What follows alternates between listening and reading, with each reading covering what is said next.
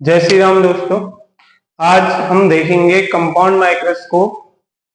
कल पिछले हमने वीडियो में देखा था सिंपल माइक्रोस्कोप के बारे में, क्लास 12 फिजिक्स। तो चलिए स्टार्ट करते हैं। कंपाउंड माइक्रोस्कोप थोड़ा बेसिक में बता देता हूं कहां पर ये यूज होता है। It is a device which is used to see large image of tiny particles या very minute particles। अब मतलब की बात करें, कंपाउंड माइक्रोस्कोप एक ऐसी डिवाइस होती है, ऐसी ऑप्टिकल डिवाइस होती है कह सकते हैं, which is used to see large image of tiny particles, ठीक है, या फिर वेरी माइन्यूट पार्टिकल्स। इसको डिवाइस के बदले ज्यादा बेहतर है कि अगर मैं ऑप्टिकल डिवाइस लिखूं तो ज्यादा अच्छा लगेगा, which is used to this. ठीक है, थोड़ा बहुत कंस्ट्रक्शन कैसे करते हैं इसका, कंस्ट्रक्शन में आएगा हमारा।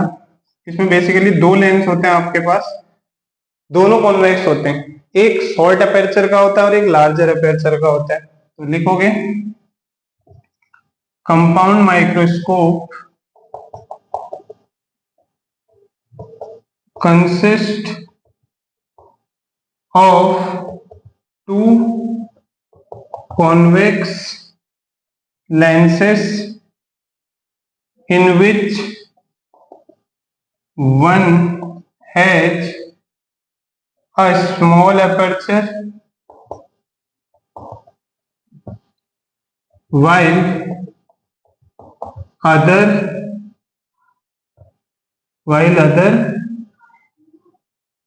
has larger aperture. अपर्चर क्या होता है, उनके बीच का जो टोटल उनकी साइड्स की डिस्टेंस होती है, लेंथ होती है। लिखोगे नेक्स्ट, द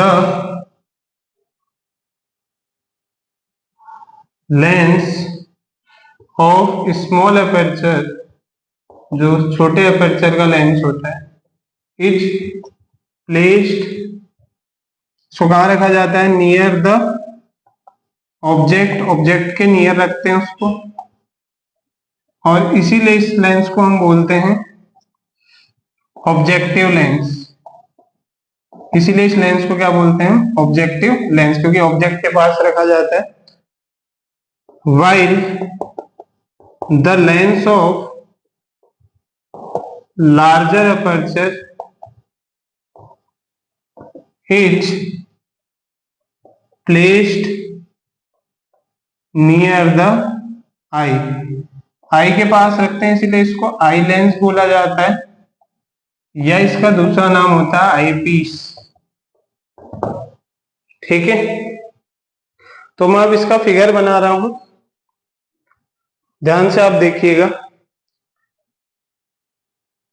पहला लेंस छोटा है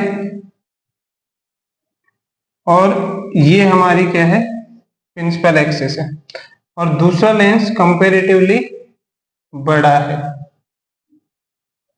यही हमने बोला था, कंस्ट्रक्शन आप पढ़ लीजिए दोबारा एक बार। उसके बाद मैंने लिखा है, जैसा जैसा लिखा उसको रिलेट करते रहना। ये C1 हो गया इसका सेंटर, ऑप्टिकल सेंटर बोल सकते हैं, C2 हो गया इसका। अब क्या करेंगे, ये ऑब्जेक्टिव लेंस है, क्योंकि इसके नियर ऑब्जेक्ट रख रहे हैं, सब शुरुआत में लिख रखे हैं। ये आई पीस है या आई लेंस है, आई लेंस या फिर आई पीस है।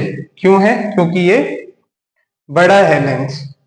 तो इसका जो फोकल लेंथ होगी, दो फोकल लेंथ होती है, एफओ हो जाएगी, दूसरी भी एफओ हो जाएगी। रीजन क्या है, because it is situated near the objective lens.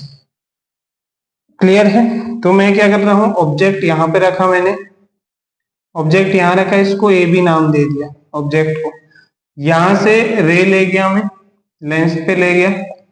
मैंने क्या करा, हमें प्रॉपर्टी पता है, मतलब मैंने अपने मन से कुछ नहीं करा, प्रॉपर्टी के अकॉर्डिंग ये कहां जाएगी, फोकल से पास होगी। दूसरा, सेंटर ऑफ कर्वेचर से पास कर दिया हमने इसको। एक सेकेंड है, थोड़ा ज्यादा क्लियर लगे, थोड़ा साइड से पास होगी। तो दूसरा हमने क्या कर दिया, सेंटर ऑफ कर्वेचर से पास कर दिया इसको। तो पास करा करा तो यहां कहीं आगे ये मिली, ये दोनों मिली। यहां जहां पर ये मिली ना, ये हमारी होगी इस ऑब्जेक्टिव लेंस की इमेज, जिसका नाम हो गया ए डैश बी डैश। रिलेट करते रहे ना। फिर क्या करना है देखो, उसके बाद ये जो सेकंड लेंस है, इस लेंस के लिए जो पहले की इमेज है वो किसकी तरह बिहेव करेगी, ऑब्जेक्ट की तरह। पहले ए बी ऑब्जेक्ट की image A dash B dash, दूसरे लेंस ऑब्जेक्टिव लेंस का ऑब्जेक्ट ए बी और इसकी image A dash B dash दूसरे लेंस आई लेंस या आई पीस के लिए ऑब्जेक्ट का काम करेगी। यहां से रे पास की फर्दर। अब यहां भी हमें क्या चाहिए, दो फोकस चाहिए। आई लेंस है तो इसका एक फोकस एफ ई, जैसे ऑब्जेक्टिव लेंस का एक एफ ओ दूसरा एफ ओ, दो फोकस होते हैं लेंस में, तो इसका एक फोकस एफ ई दूसरा भी एफ ई, क्योंकि कौन सा लेंस है, आई पीस, तो E for eye piece, O for objective. दूसरी सेम यहां से यहां गया तो क्या होता है, always passes through the focus, हमेशा कहां से पास होता है, फोकस से। क्लियर है, लेंस पे कोई भी रे आती है तो कहां से पास होती है, फोकस से पास होगी। दूसरी, centre of curvature, second one is passes through, कहां से जाती है, सेंटर ऑफ कर्वेचर। कहीं पे भी आगे मिलती हुई नहीं दिख रही है, आगे नहीं मिल रही है तो कहीं पीछे तो मिल सकती है। तो देखते हैं पीछे कहीं चांस है अगर मिलने का, तो कहीं यहां जाके मिल रहा है। इसको हम बोलेंगे, इसको हम बोलेंगे, दिख पा रहा है, ओके दिख रहा है, तो इसको हम बोलेंगे A B, A dash B dash, A double dash, and this is B double dash. Clear है। The second one image, we can say that image of first objective lens situated just before the eye lens, or we can say eyepiece, and the image of eyepiece is situated just near the objective lens। तो यहाँ पे कुछ चीजें हैं, F not हो गया यहाँ से सेंटर से यहाँ तक की डिस्टेंस, और यू नॉट हो गया है ऑब्जेक्ट डिस्टेंस। क्योंकि ये ऑब्जेक्टिव लेंस है इसलिए हर चीज ओ से दिखा रहा हूं। इस लेंस की इमेज ये बनी थी, तो यहां से यहां तक की जो इमेज डिस्टेंस है वो होगी B naught. Second one also similar, इस लेंस के लिए ऑब्जेक्ट है तो आई लेंस है तो यू ई होगी ये डिस्टेंस, यू ई होगी क्योंकि इसका ऑब्जेक्ट यहां है। और इसकी इमेज यहां बन रही है तो यहां से यहां तक की डिस्टेंस क्या होगी, वी ई। आई थिंक ये पूरा क्लियर हो गया होगा। और यहाँ पर क्या है, आई ऑफ ऑब्जर्वर, कोई ऑब्जर्वर यहां से सब देख रहा है। ठीक है, यहां तक क्लियर हो जाना चाहिए। अब मैं ऊपर वाले को इरेज करता हूं क्योंकि स्पेस कम है, तो ये पोर्शन हमें हटाना पड़ेगा। तो अब देखो इसके बाद क्या करना है, हमारी थ्योरी हो गई थी। अब हमें पता है कि मैग्निफिकेशन क्या होता है, मैग्निफिकेशन या मैग्नीफाइंग पावर बोलते हैं। ये क्या होता है, बीटा बाई अल्फा। मैंने लास्ट वीडियो में बताया था आपको। ये क्या होता है, angle subtended by image to the angle subtended by object. Ratio, magnifying power is the ratio of angle subtended by the image to the angle subtended by the object. For small angles, for small angles हम क्या करते थे कि जहां पर beta होता था कभी उसको टेन बीटा ले लेते थे या साइन बीटा, और जहां अल्फा होता था उसको अप्रोक्सीमेट या इक्वल नहीं कह रहा हूं मैं, टेन अल्फा ले लेते थे। तो ये चीज क्या हो जाएगी, चेंज होकर M equal to tan beta upon tan alpha. ठीक है, क्लियर है इतना? ओके, तो tan beta from figure, beta beta कौन सा एंगल लेते हैं, इमेज वाला ना, तो ये हमारा हो गया बीटा। क्लियर? अब अगर ऑब्जेक्ट भी सेकंड वाले के लिए यही है तो एंगल सेम नहीं हो सकते, मैंने पिछले वीडियो में बताया था आपको सिंपल माइक्रोस्कोप में भी। तो ऑब्जेक्ट का एंगल देखो, ऑब्जेक्ट का एंगल ऊपर बना रहा हूं मैं, इसके सामने जैसे वहां लेते थे हम, इसके सामने मैं एक लाइन ड्रॉ करता हूं A1, इस लाइन का नाम A1, और यहां से इस सेंटर पर इसको ज्वाइन कर देता हूं, यहां से इस सेंटर पर इसको यहां पर कंप्लीट सेंटर पर ज्वाइन करूंगा, यहां पर इसको ज्वाइन कर देता हूं, तो ये हमारा पॉइंट बी डैश था, अपनी जगह ही रहेगा। तो यहाँ पर एंगल कितना बना रहा है ये, अल्फा, ये यू नॉट है ऊपर वाला, ठीक है। तो अब ध्यान से देखो, टेन बीटा क्या होगा, A double dash B double dash perpendicular by base होता है upon B double dash C two upon alpha, alpha क्या होगा, A one B dash, sorry B क्या है, double dash, B double dash upon B double dash C two, cut गया, A double dash B double dash divided by A one B dash. अब ध्यान से देखो, A one B dash is just similar to A B, therefore we can write a double dash on b double dash and a1 b dash as ab, we can write this because both have same distance, because ab is just similar to a1 b double dash and is just front of this, therefore m हो जाएगा a double dash b double dash upon ab। अब मैं क्या कर रहा हूं, दोनों ऊपर नीचे ए डैश बी डैश से मल्टीप्लाई कर दे रहा हूं। क्यों कर रहा हूं ऐसा, समझ आ जाएगा, क्योंकि देखो A double dash B double dash upon A B कुछ भी नहीं है, A double dash B double dash है, ये इमेज है, तो इसका ऑब्जेक्ट क्या था, ये था, इसके नीचे क्या आना चाहिए था, ए डैश बी डैश, बट क्या आ रहा है ए बी, इसलिए मेरे को दोनों साइड मल्टीप्लाई करना पड़ा। तो अब इसको मैं फर्दर इधर, इसको इधर ले जाऊंगा, A double dash B double dash upon A dash B dash multiply में A dash B dash upon A B हो जाएगा, इसी को ये लिख दिया, इसको इधर भेज दिया। अब ध्यान से देखना, A double dash B double dash upon ये क्या है, इसका इमेज है, इस वाले लेंस की इमेज है, और इस वाले लेंस का ऑब्जेक्ट यहाँ पे है, तो इसको मैं क्या लिखूंगा, A double dash B double dash वाले को एम ई लिखूंगा, मैग्निफिकेशन है ना, मैग्निफिकेशन तो होता है बीटा बाई अल्फा वाला है, तो ये हो गया हमारा M E, magnification of eye lens. दूसरा A dash B dash upon A B क्या है, A dash B dash image of objective lens, और ये ए बी क्या है, ऑब्जेक्ट, तो एम ओ, इसका मतलब यहां से रिजल्ट क्या मिला, M equal to M E into M O, equation number 1, यहां तक नोट करना। इसके बाद फिर देखते हैं इसको, केस बनते हैं, पहला केस मैं ले रहा हूं, व्हेन द फाइनल इमेज, जैसे वहां किया था कंपाउंड सिंपल माइक्रोस्कोप में, is formed at near point, इसका मतलब डिस्टिंक्ट विजन पे बनती है, तो क्या होगा देखो, एम इक्वल टू हो जाएगा 1 plus D by F E, हमने कल पढ़ा था, लास्ट जो हमारा टॉपिक था उसमें हमने क्या पढ़ा था, जब हम सिंपल माइक्रोस्कोप करते थे तो उसमें लास्ट रिजल्ट हमें ये मिलता था, तो मैंने डायरेक्ट उसका यूज किया, क्यों, क्योंकि लास्ट रिजल्ट क्या आ रहा था जब नियर पॉइंट के लिए था, लास्ट रिजल्ट क्या आता था कि एम इक्वल टू 1 अपॉन आपका D upon F E, F E कौन सी डिस्टेंस है हमारी, यहां से यहां तक, ये फोकल तक, ठीक है, और डी क्या है, डी ये होता है हमारा, डी क्या है, ये वाली फाइनल डिस्टेंस, ये हमारी डी है, जो वी है ना, ये डी है, ठीक।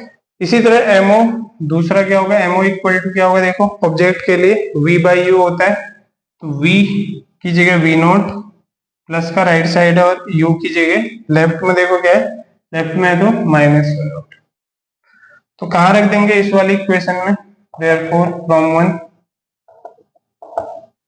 एम इक्वल टू क्या आ जाएगा 1+d/Fe और मल्टीप्लाई में V0/-U0। एक रिजल्ट ये आ गया।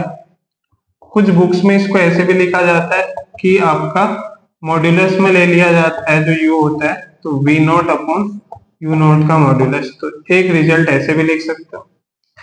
फर्दर इसी चीज को मैं और आगे ले जाऊं तो अगर मैं U0 जो हमारी वैल्यू थी उसको अप्रोक्सीमेटली मान लो F0 के बराबर, यानी कि जो ये U0 है ये थोड़ा खिसक के अगर मैं इसको इसके पास ले आऊं और दूसरा जो हमारा V0 था उसको मैं लगभग L मान लूं।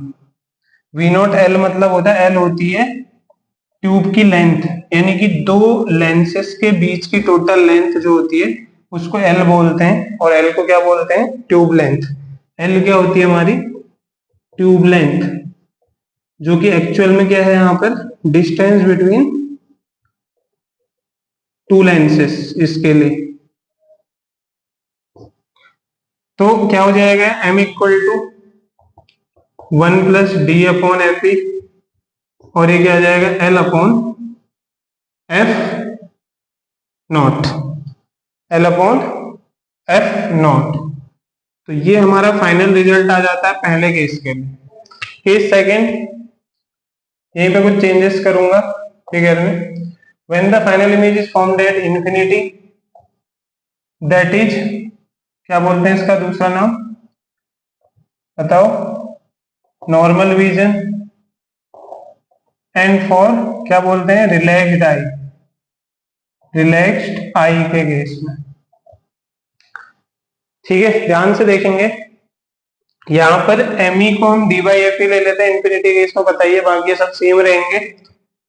तो ये पूरा सेम रहेगा, सिर्फ इतना आएगा डिफरेंस दूसरे वाले केस में जब इंफिनिटी पे बन जाए। फिगर में कहाँ पे चेंज आएगा देखो, ये जो पोजीशन है ऑब्जेक्ट ये तो यहीं पे रहेगी, या थोड़ा बहुत इसको इधर खिसका सकते हो, बट FO पे मत लेना क्योंकि FO पे लोगे तो इंफिनिटी चले जाएगा, दूसरे के लिए ऑब्जेक्ट ही नहीं बचेगा। तो इसको यहीं पे रखते हैं। यहाँ पे थोड़ा चेंज आएगा, यहाँ पे चेंज क्या आएगा मैं बता रहा हूँ, ये वाला पोर्शन अब फिलहाल हटा रहा हूं मैं। यहाँ पे चेंज आपका इतना आएगा सेकंड में, दोबारा से वो M वगैरह सब लिखने की जरूरत नहीं है। यहाँ पे चेंज ये आएगा कि जो ये आपका ये इमेज अभी यहाँ बन रही थी, सेकंड में इसको थोड़ा अगर मैं खिसकाऊंगा, ठीक है ध्यान से देखना, सेकंड में अगर मैं थोड़ा इसको खिसकाता हूं, इसको इस पोजीशन को अगर मैं थोड़ा खिसकाता हूं, मान लो इसको थोड़ा खिसका के मैं इधर ले आया, यहां पे ले आया दूसरे में इसको खिसका के, तो ये क्या करेगा, ये क्या करेगा, इमेज यहीं पे बना देगा इस बार, इमेज यहीं पे बना देगा इस बार, FE पे बना देगा, बस FE पे बना देगा, किस पे बना देगा FE पे, B', A' हो गया।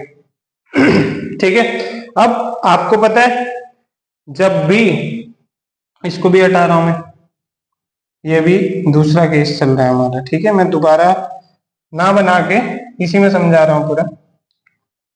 सेकंड केस की बात हो रही है हमारी, ये हो गया हमारा, ठीक है इतना हो गया, ये हमारा UE भी हो गया और ये FE भी हो गया, क्योंकि सेकंड केस में इंफिनिटी वाले में इमेज यहाँ बन गई। अब देखो क्या करना है, अब देखो क्या करना है, यहां से मैं ले गया, यहां ले गया, यहां से कहां जाएगा, फोकस से चले जाएगा। दूसरा केस यहां से ले गया सेंटर ऑफ कर्वेचर से सीधे गया, यहां पर आई है, तो कहीं चांस नहीं है कि इधर कहीं मिले, कहीं चांस नहीं है कि यहाँ कहीं मिले, नॉट पॉसिबल। तो कहाँ मिलेगी इमेज, कहाँ मिलेगी इन्फिनिटी पे, कहाँ मिलेगी इन्फिनिटी पे। तो जब भी इन्फिनिटी का केस होगा, इमेज यहाँ इन्फिनिटी पे मिल रही है, तो आप डायरेक्ट ये लिखोगे कि हमने जो सिंपल माइक्रोस्कोप में देखा था d/F होता था, तो यहाँ पे इन्फिनिटी के लिए क्या है, इन्फिनिटी में कौन है, ये वाला लेंस तो है नहीं, ये वाला लेंस बना रहा है इन्फिनिटी पे, क्योंकि ये तो इमेज दे रहा है ना अपनी, दूसरा वाला ही इन्फिनिटी बना रहा है क्योंकि दूसरा फोकस में, पहला फोकस में इसलिए नहीं रख सकते क्योंकि इसको फोकस में रख दिया तो यहाँ इन्फिनिटी बन जाएगा, और अगर ये पहले की इमेज इन्फिनिटी बन गई तो दूसरे के लिए तो ऑब्जेक्ट ही नहीं बचेगा, इसलिए दूसरा इन्फिनिटी की तरह बिहेव कर रहा है, क्योंकि फोकस पे हमें बताएगी, फोकस पे हमेशा लेंस कभी भी अगर फोकस पे ऑब्जेक्ट रखा है 100% वो इमेज इन्फिनिटी पे देगा। तो इसलिए हमने ये वाला केस लिया और then we have did this, तो हमने ये सब कर लिया। तो उम्मीद है आपको ये जरूर पसंद आया होगा तो चैनल को जरूर सब्सक्राइब कीजिए। आप लोग चैनल को सब्सक्राइब कम कर रहे हैं तो हमें भी इसी से क्या मिलता है, मोटिवेशन मिलता है। तो चैनल को जरूर सब्सक्राइब कीजिए और ज्यादा से ज्यादा शेयर कीजिए। मिलते हैं नेक्स्ट वीडियो में, तब तक के लिए धन्यवाद।